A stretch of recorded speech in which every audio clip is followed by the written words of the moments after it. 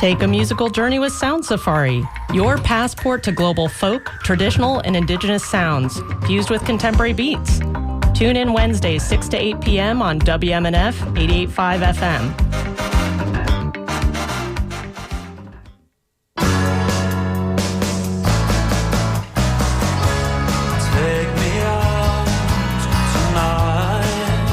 On Saturday, May 30th, Ordinary Boys return to Tampa. WMNF presents Panic, an evening with South Florida's Ordinary Boys. We'll be playing Smith's classics and 80s covers. This will be the fourth time Ordinary Boys grace the local stage, and you don't want to miss this one because it's also a celebration for local club Crowbar and Tom DeGeorge. Come party with WMNF and Ordinary Boys at the Crowbar, Saturday, May 30th, 8 p.m. Tickets $20 advance, $25 at the door. Go to WMNF for tickets and information.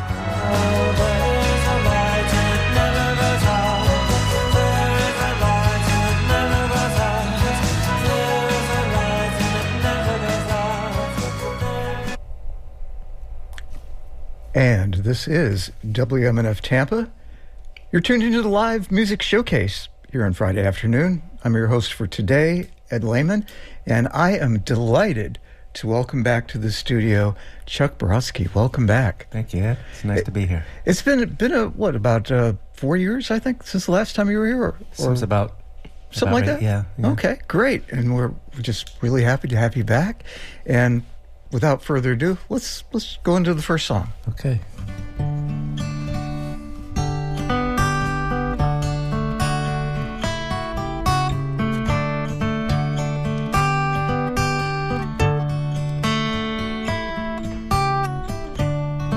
After 3 or 4 tries, I poked out his eyes. That's how I got him to see. To get him to hear, I screamed in his ear. I gave him the 3rd degree. I sharply berated him and told him I hated him. I wasn't very kind. I shouted and cussed until I won his trust. That's how I changed his mind. I shunned him, ignored him, I wouldn't look toward him. I only would give him my back. I accused him of lies and would not compromise. I erased him after the fact. I was abrupt, I would often interrupt. We were volatile when combined. And in stating my case, I blew up in his face. Well, that's how I changed his mind. That's how I changed his mind. That's how I changed his mind. Blamed him, shamed him, insulted and inflamed him. That's how I changed his mind.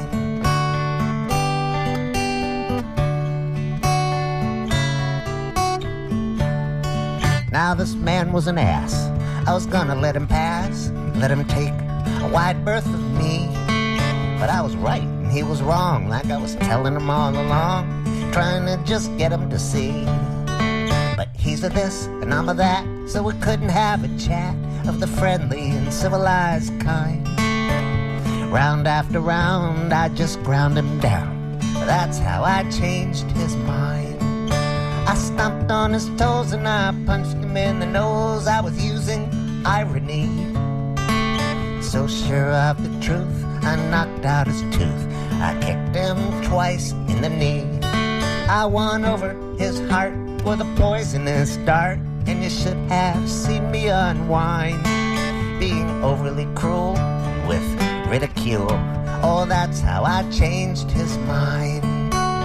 That's how I changed his mind. That's how I changed his mind. I blamed him, shamed him, insulted and inflamed him. That's how I changed his mind.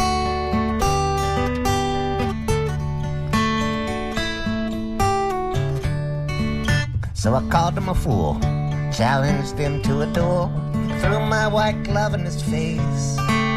20 paces and I shot, and I must have hit the spot. Anyway, that's how I pleaded my case. Well, I won in the end after making him bend, and after all the papers were signed. In the end, I won. That's how it was done. That's how I changed his mind. That's how I changed his mind. That's how I changed his mind. Blamed him, shamed him, insulted and inflamed him. That's how I changed his mind. Yes, I blamed him, shamed him, I might have even maimed him. That's how I changed his mind. That's how I changed his mind. That's how I changed his mind. That's how I changed his mind. Live here in the live music studio, it's Chuck Brodsky with his method of interacting with other people whose opinion differ. Now, do you recommend that method, or? Well, absolutely. It can convince anybody to change their mind on anything. That's a tough thing to do. It kind of reminds me a little bit of a song from one of your most recent albums called Half the People. Oh, yeah. And that I don't think there was any maiming in that other song. But no, I don't maim in every song. There you go. Not a frequent maimer. Oh, excellent. So, Chuck Brodsky live here at the WMNF studios, and we're just so happy to have you back. It's always a pleasure to have you. Thank you. And of course, I'm wearing this baseball cap in honor of your affinity to baseball, for which you've written lots and lots of songs. 23 now. 23. And you performed some of them at some Baseball Hall of Fame, I believe? I had an amazing experience last July. The Philadelphia Phillies reached out to me and invited me to come to Cooperstown during induction weekend to sing a song I had written about Dick Allen. I wrote the song 30 years ago, and Dick Allen was just posthumously inducted into the Hall of Fame in July. So it was an amazing experience. It was a private team party. It had all sorts of Hall of Famers there and former Phillies players that I grew up watching, and it was a real pinch me experience. Wow. Yeah. And I also understand that they archived all these songs in this Hall of Fame, Baseball Hall of Fame. Yeah. So people can go there and actually listen to your songs there. You would have to go to the research department where there's a sound recording library, and all of my songs are in there. Excellent, excellent. So why don't you give us another song, and we'll come back and chat a little bit afterwards. I have a brand new one I'd like to sing. Excellent.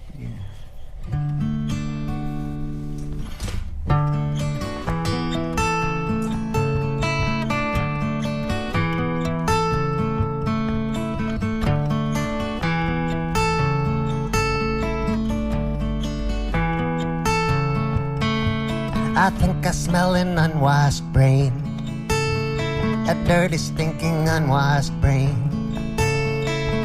Reason and logic are swirling down the drain, but I think I smell an unwashed brain. One that isn't stuck inside a dream, one that doesn't cheerlead for the team, one that can remain somewhat aloof, one that wouldn't judge without some proof, one that doesn't just play back the tape, one that's managed so far to escape without being reprogrammed and retooled, one that isn't easily fooled. I think I smell an unwashed brain, a dirty, stinking, unwashed brain. Reason and logic are swirling down the drain, but I think I smell an unwashed brain. One that hasn't fallen into line, one that's still attached to a spine, one you can't just pick up and whine, one that's not afraid to speak its mind, one that looks at both sides of the coin and all around the edges where they join, one that questions everything it reads and can separate the talking from the deeds. I think I smell an unwashed brain, your dirty, stinking, unwashed brain. Reason and logic are swirling down the drain, but I think I smell an unwashed brain, whose mind isn't already made up, who'd listen and not always interrupt, one that would be curious to know all there is and what makes it so. One that says no thank you to the soap, travels with its trusty microscope, looking for anything that might be real, not afraid of what it might reveal. I think I smell an unwashed brain, your dirty, stinking, unwashed brain. Reason and logic are swirling down the drain, but I think I smell an unwashed brain. I think I smell an unwashed brain, your dirty, stinking, unwashed brain. Reason and logic are swirling down the drain, but I think I smell an unwashed brain. I think I smell an unwashed brain. I think I smell your unwashed brain.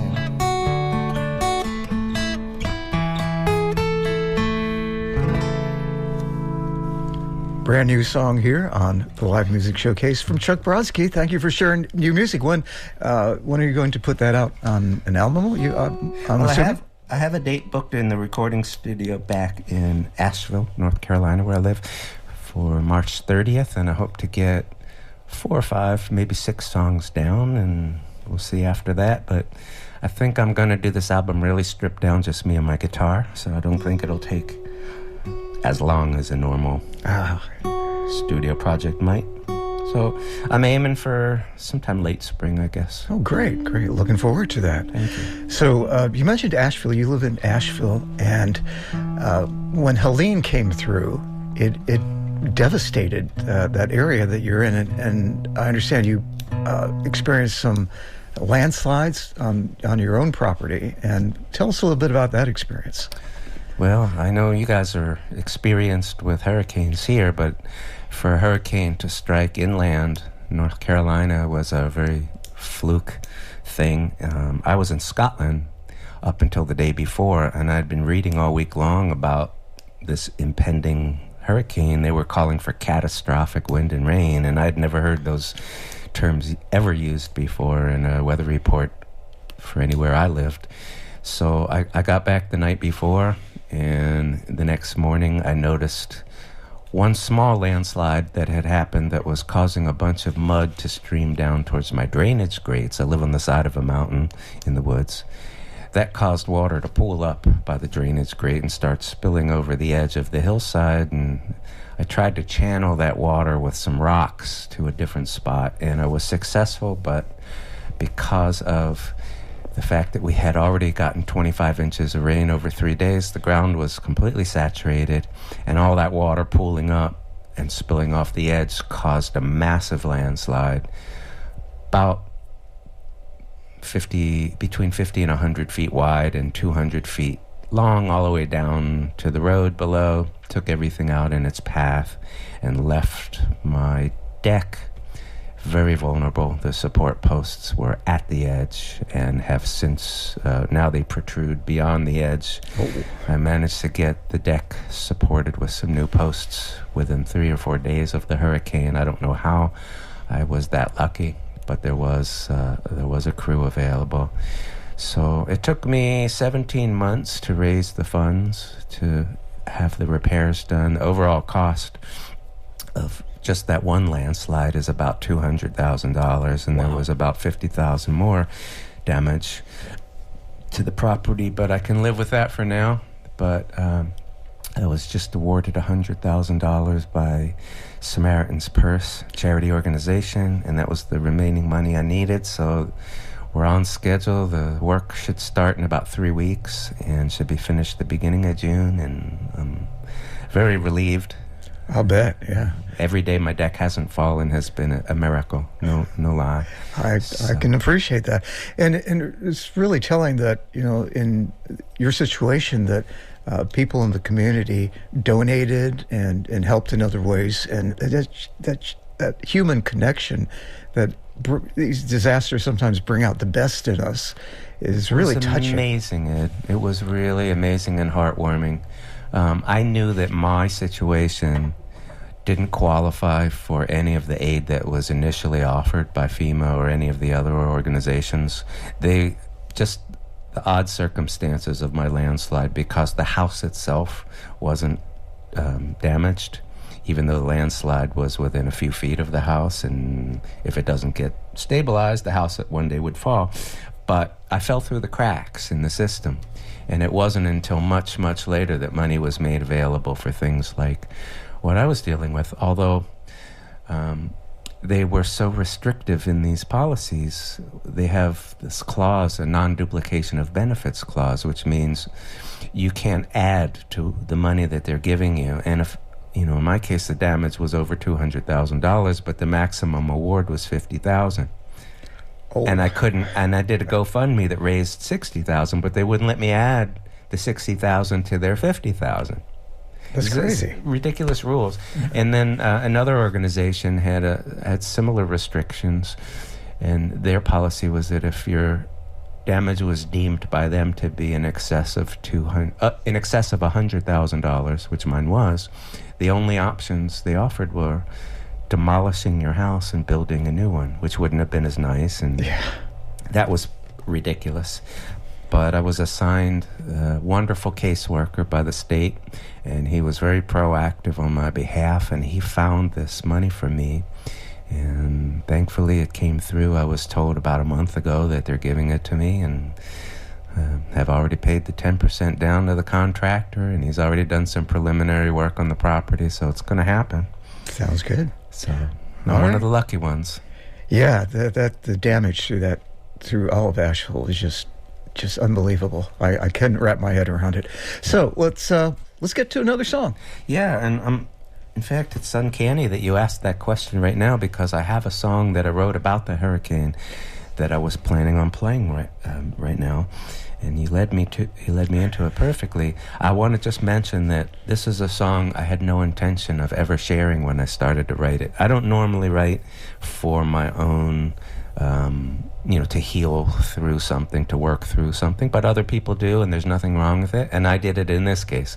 I just started writing to process what I had experienced, because in the aftermath, the PSTD is real, and it's severe. Every time it's windy, every time it's raining hard, I'm petrified that more trees are going to fall, because the root systems were disturbed, the soil structures were changed by all of that rain. We've been told this by the geologists.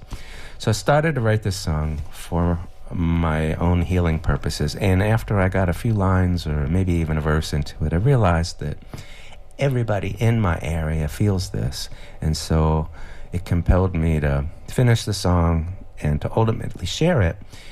Well, then it turns out that somebody in Asheville put together an entire album of songs written by Asheville artists who lived through the hurricane and wrote songs about it, and the proceeds from this album are all going towards local hurricane relief efforts. The album is called After the Flood, and this was my contribution to it.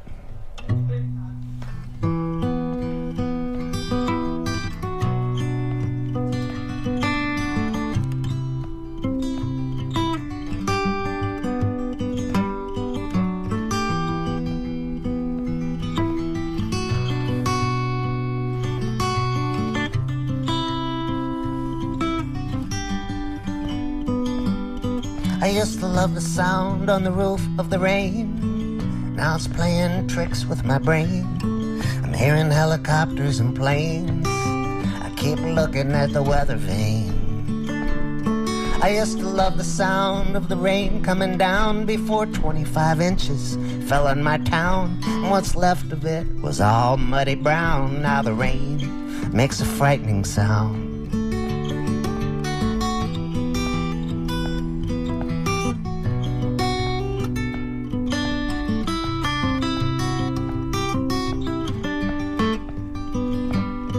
I used to love the sound of the wind in the trees. It was like God was jingling his keys. Now it makes me nervous and ill at ease, even the gentlest breeze. Those tall trees up on the hill, I wonder if they'll come down still. There's no telling if or when they will. You just never know until.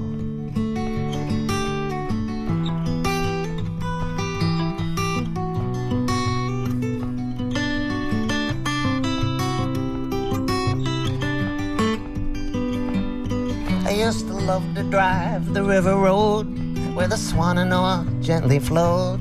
But it's still too soon and it's still too raw, and I can't unsee anything I saw. Ought to be safe on a mountainside, ought to be a good place to hide from an epic flood or too high a tide, till the land gets drunk and starts to slide.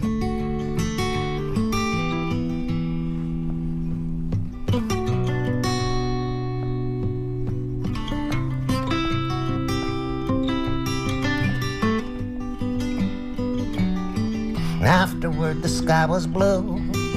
What had happened, no one knew. I wiped the mud off of my face, grateful to still have a place. And every night when the sun went down, it got dark all over town, pitch black and hardly a sound, except for the sound of the wind and the rain. They're still playing tricks with my brain.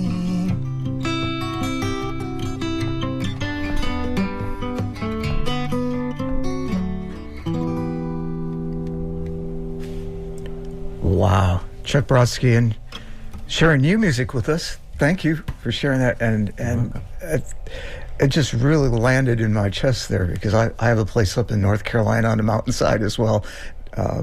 And I know that feeling of, oh my God, is that tree going to come down after all these rains? And we didn't get it nearly as badly as Asheville did in that point. But I can certainly relate to it. And that the emotion that comes through in that song is very powerful. Thank you for sharing that new song. And this is Live Music Showcase here on WMNF. Chuck Brodsky here. And if you want to see him live, there's a couple of opportunities. Let me just get my little note here and tell you that you can, you've got a show tonight in Brooksville at the Sparcia Witherell Winery. Location is 21509 Snow Hill Road in Brooksville. That's tonight. And then Saturday at the Jack Kerouac House here in St. Pete. So 2 opportunities to see Chuck Brodsky here in the Bay Area.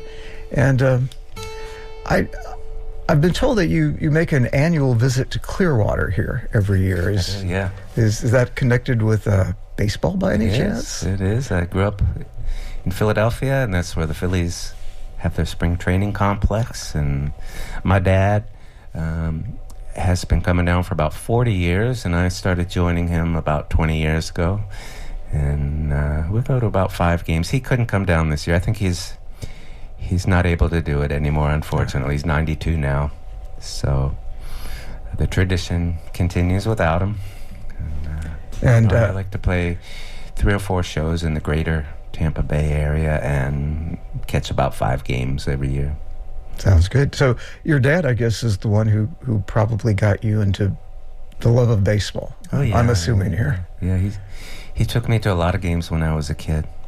All the various sports. He had season tickets to the hockey team in Philadelphia for 43 years, and the company he worked for had season tickets to the Phillies back in the day, back in the 60s, and the team was terrible, and the stadium was in an awful neighborhood, so nobody else ever wanted the tickets, and he could get them at will, and took me to lots and lots of Phillies games as a kid, and that's nice. It's something that my parents and I have to share together. You know, every day we talk about the Phillies. It's fun.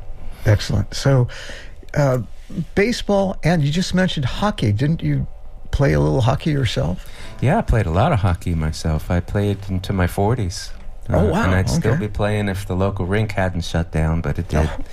It shut down almost 30 years ago, and that was the end of my hockey playing days.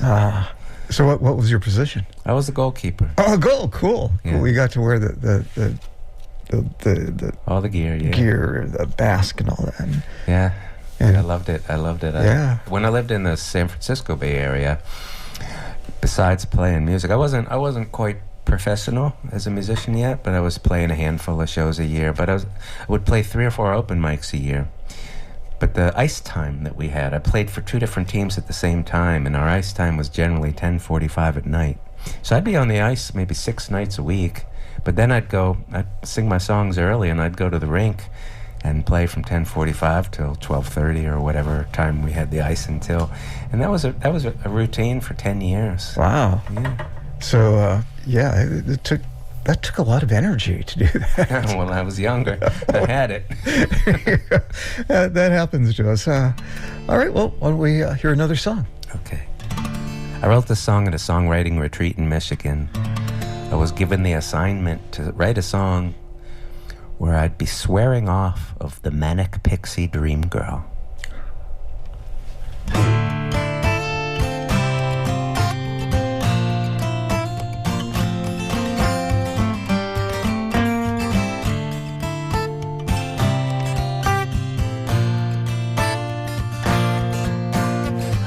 Fall for girls who smoked, drank, and told off-color jokes. Had that certain kind of look. Just a nose ring was all it took. The ones that had that certain spunk, kind of girlish and kind of punk.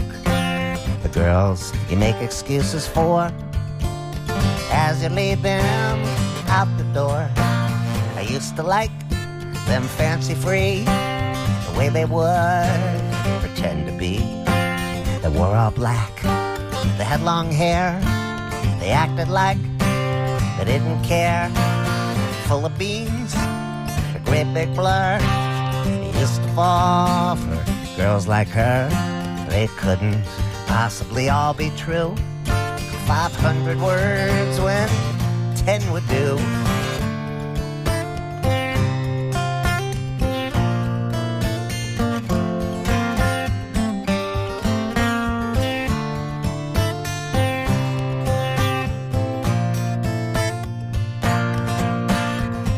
Fall for girls like that who'd work the mic, play the strat, whose stomachs were completely flat.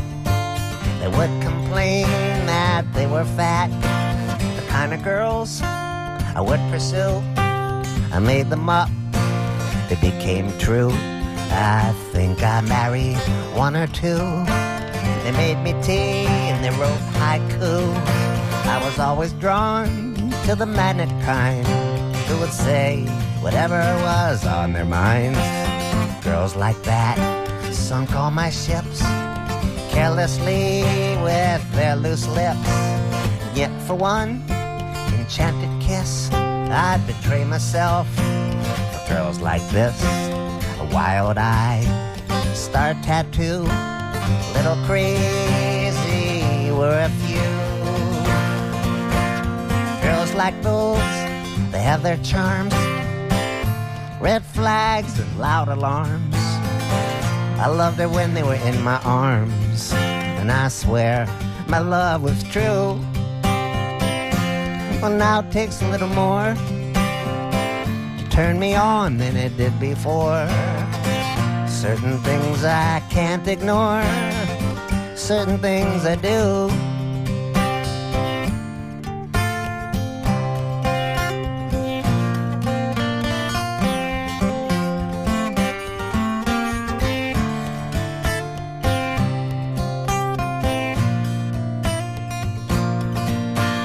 Used to fall for girls who dance in tie-dye shirts and drawstring pants, who bang on drums and don't eat meat, walk around in their bare feet. With girls like that, it wouldn't last, not even 1/2 minute past. The moment that the clock struck 12, they'd leave me dancing with myself. Opposites at times attract, like chemicals, they can react. Girls who once appealed to me now don't seem so real to me. Girls like those, they have their charms, red flags and loud alarms. I loved it when they were in my arms, and I swear my love was true. But now it takes a little more to turn me on than it did before. Certain things I can't ignore, certain things I do.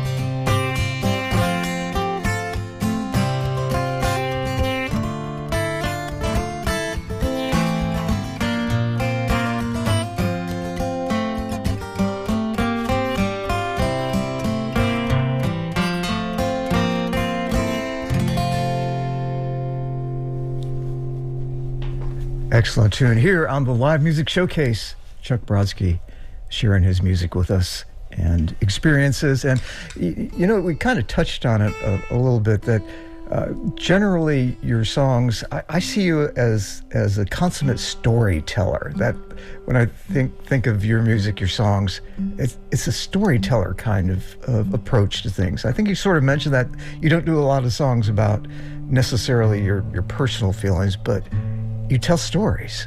I love telling stories, but you know, that's not the only type of song I write. Right. You know, but when I come across a great story, I just love stories. I love great stories, and when I come across one that moves me, I figure if I can put it into songs well enough, then you know, maybe it'll move somebody else as well if I can tell that same story in song form. So that's my motivation, just to touch people with these great stories in the same way that I got touched by them in the first place. Exactly, and it can be very powerful, that connection, because, you know, we see our commonality then with other people and their feelings and how things happen, and, you know, it's just very powerful, and I love a good story. So bring more stories. That's great for me. So let me ask you one other thing about touring. You toured extensively in your 40-year career. You've been all over the place. You've been to England. You do tours to Ireland. And Scotland. And you've been as far in the European continent to Lithuania? Yeah, I was invited to play a festival that was mostly in Lithuania, but they also took us to Riga in Latvia for a night to spread the festival around. And they took us to a couple of small villages in Lithuania. So it was about 5 or 6 days long, and they moved the musicians around, and maybe 4 or 5 of the artists would, you know, play each of the little venues, and then on the weekend everybody came back to Vilnius, the capital, for the big shows. It was a really unique, incredible experience. The festival is called Tai Ash, and it translates to the Festival of the Bard. And I had no idea the bardic traditions that exist in Eastern Europe. They are so strong. So all of the other musicians on the bill were from places like Russia or Lithuania, Latvia, you know, people who were singing in their own languages, and I couldn't understand, but I could feel the passion. It was a mirror image of what our concerts are like and what our performers are like. It's just that I was frustrated at not being able to pick up on the artistry of their songwriting. But the world, this little niche world that we love, the singer-songwriter world, the folky kind of singer-songwriter world, is very strong in Eastern Europe, and I had no idea. Huh. So how would you compare audiences over there to audiences here? Is there, I think it was the exact same scene. Really. Okay, interesting. You know, the stages were set the same, the lighting was similar, the gear was the same, the musicians interacted with their audiences, even though it was in another language that I couldn't understand. They were interacting with their audiences in the same way that we might, and the responses, it was just like being at a concert here. It was the exact same experience. Wow. And it was very eye-opening to learn that this kind of music was so popular there, just within their own languages, which is even cooler to me, because I have known of many European songwriters who write in English and not their own language because they're trying to be commercially successful. But I appreciate the ones even more who write in their own language. Absolutely. Well, that sounds really interesting. I might have to follow you on tour sometime, like a Grateful Dead guy, but for the Chuck Brodsky guy. Well, the Ireland and Scotland tours are group tours. Ah, okay. They're not. That's not me going over and playing shows. That's me taking 22 people over for really fun music tours where other people play. I actually do 2 private concerts on each tour for the groups, but we have the cream of the crop major league artists in both Ireland and Scotland that play private concerts for our groups, and other nights we go to pubs and hear the traditional music as well. And then during the day we have our own bus and a full-time guide, and so I do that every summer. I have room for 2 more couples for my Scotland tour. If anybody out there is interested, you can find the details at chuckbrodsky.com. It's August 28th to September 7th, my Scotland tour. So excellent. So let's hear another song. Okay, here's another brand new one.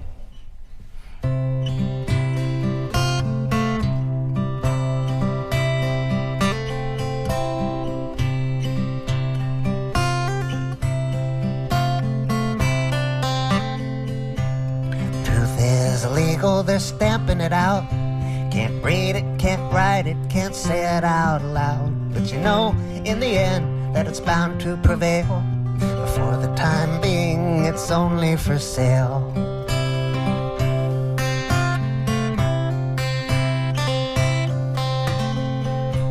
The truth is illegal, they passed a new law. You aren't allowed to have seen what you saw. You could get locked up for 6,000 years, so cover your eyes and plug up your ears.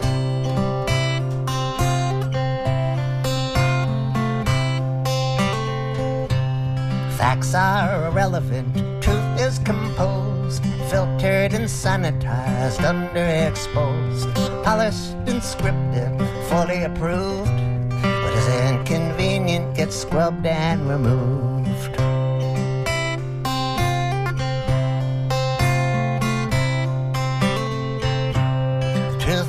Illegal, so stories are told, monsters and villains cast from a mold. It's a very tall ask to pretend that they're true and to censor yourself before they censor you.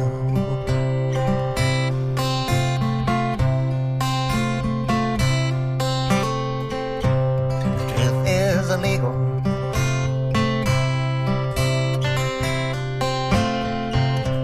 The truth is illegal. This isn't a drill. It's guarded by soldiers with orders to kill. Bloggers and journalists, teachers beware. Writers and poets, speak out if you dare.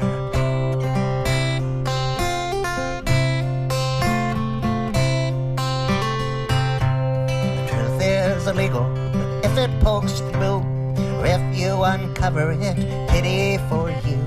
'Cause even with proof, just isn't true. It's utterly false, maybe embarrassing too.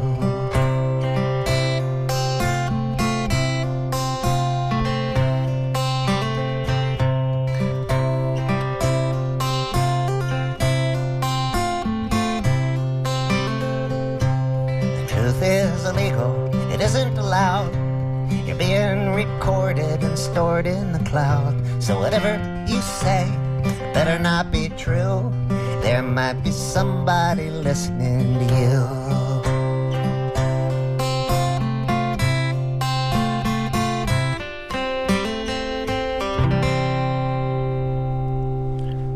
Brand new music from Chuck Brodsky right here on the Live Music Showcase here on WMNF.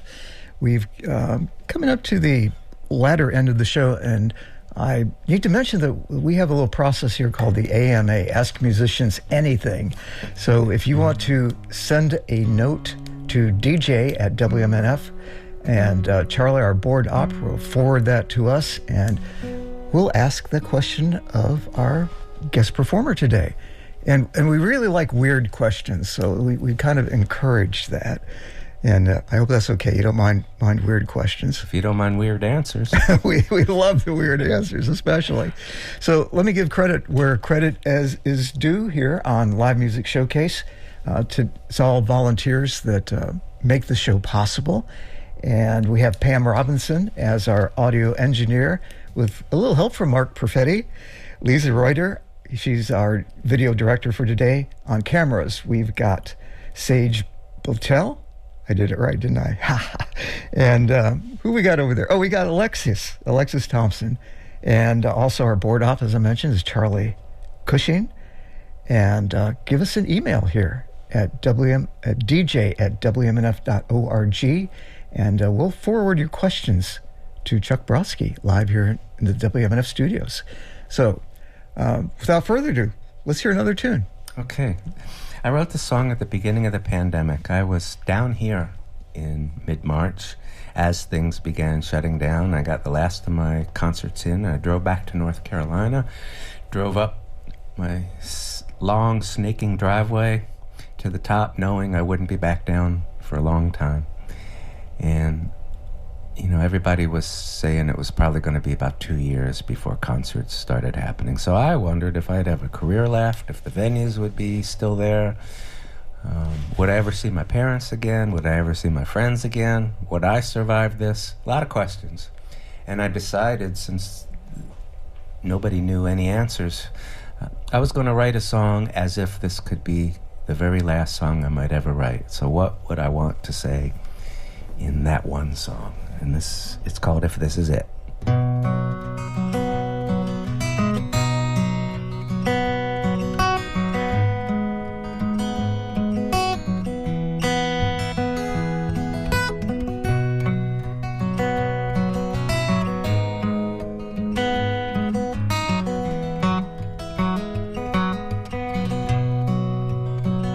If this is it, the blink of an eye, and there's no time to say goodbye, I'll just leave a little note that you might read the words I wrote. If this is it, 'cause you just don't know, you have no say when it's your time to go. I wish you joy, I wish you peace. If for one of us all should cease, this too perhaps will someday pass, but if this should be our parting glass, may it go down smooth, may it leave you warm, till we meet again in another form. And if the road has run out, I hope somewhere a seed will sprout that I might have dropped and never knew. Maybe I planted it someplace for you.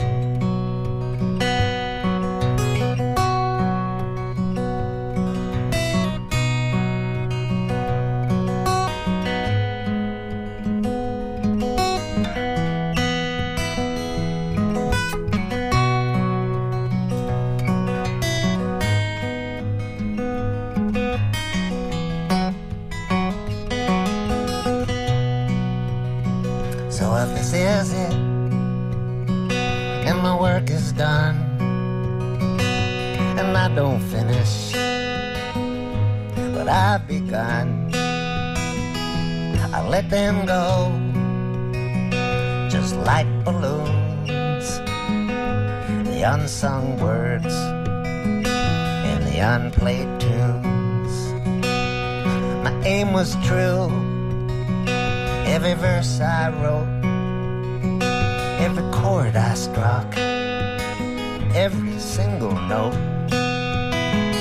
every mile I drove was to come see you. There's no such thing as just passing through. So if this is it, my last song. It's meant to be sung just before the dawn, when you still see stars and it's getting light, and you're ready to call it a pretty good night. You still see stars, it's getting light, you're ready to call it a pretty good night. Wow, that's a beautiful song. That's brand new. That's coming up on you. That's on the last album I put Oh, out. okay. So it's Okay. probably wrote it in April of 2020. Oh, okay. Right after all the fun stuff with the pandemic was happening. We did get a couple of notes on email from David Bryant. He says, Chuck is really awesome, and it's always a treat to hear him on WNF during spring training time. Thank I you. liked his song about people he disagrees with, especially the part on dueling. So that's still a thing. So we had a message from a phone number, not a name, and he says, what does he say? Can you spell Jack's last name for me? You're not Jack. Oh, he meant the Kerouac house, which is, I believe, as he has it here, Kerouac.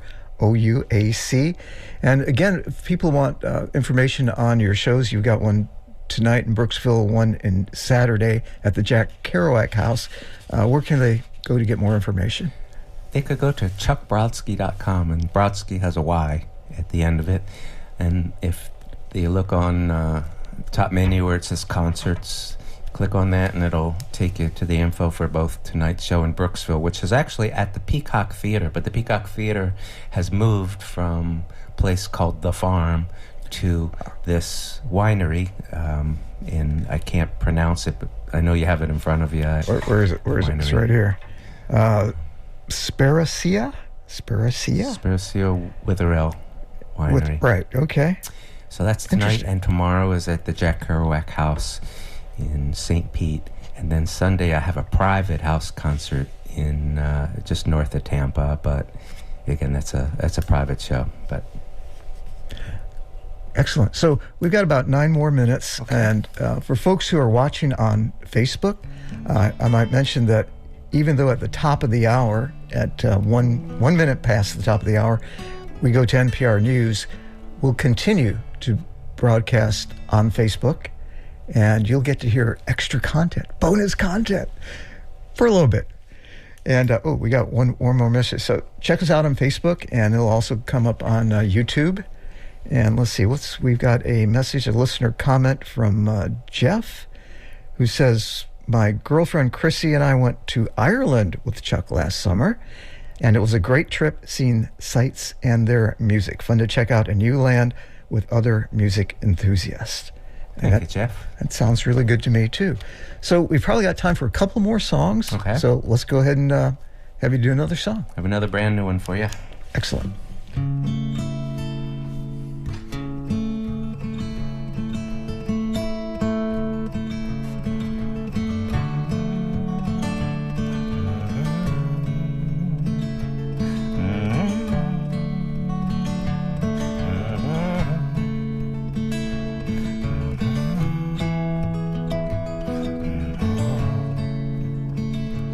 When I take all, loser gets none.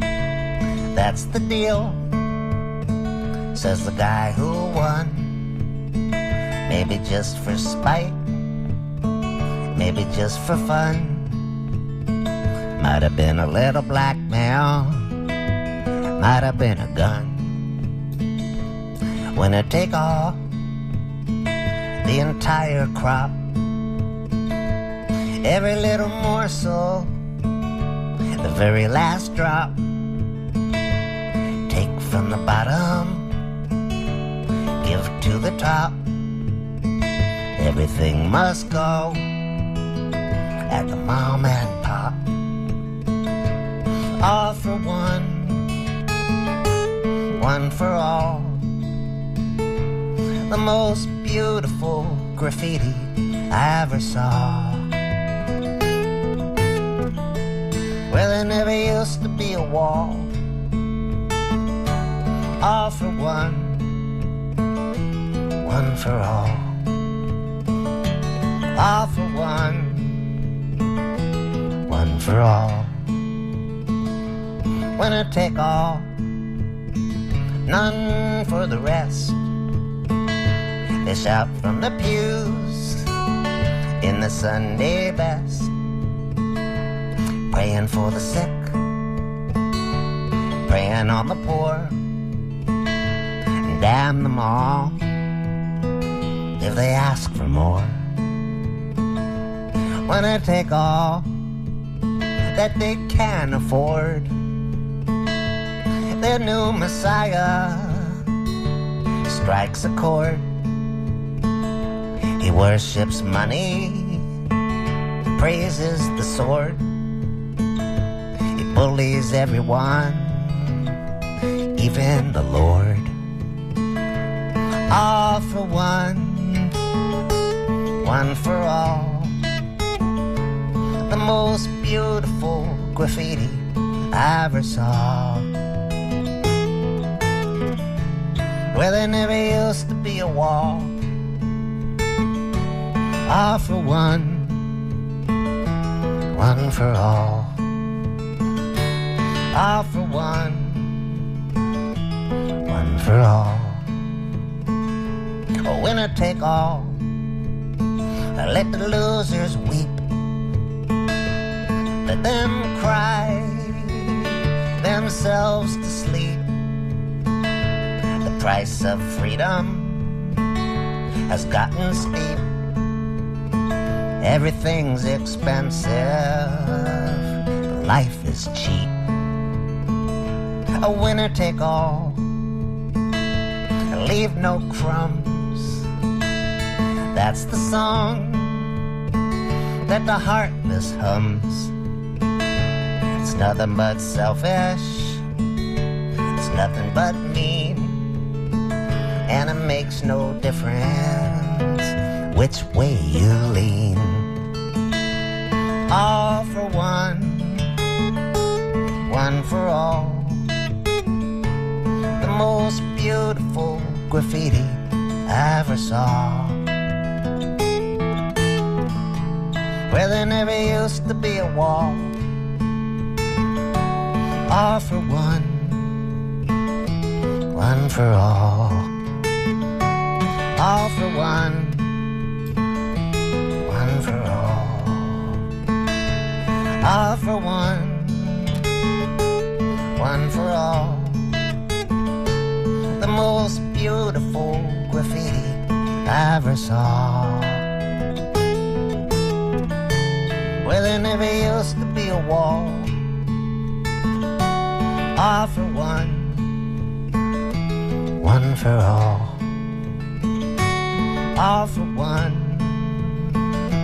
one for all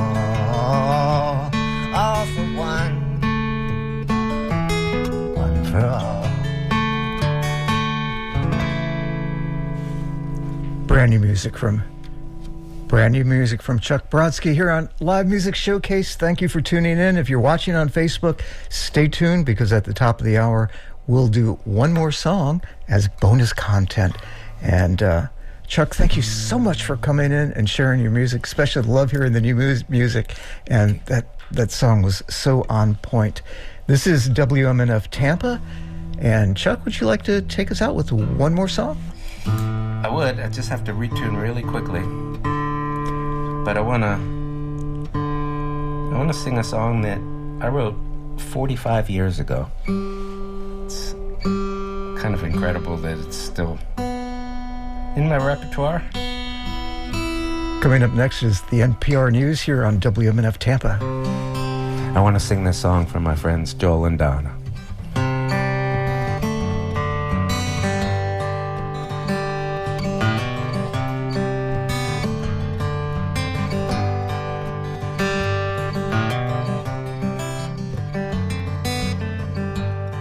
This is WMNF Tampa.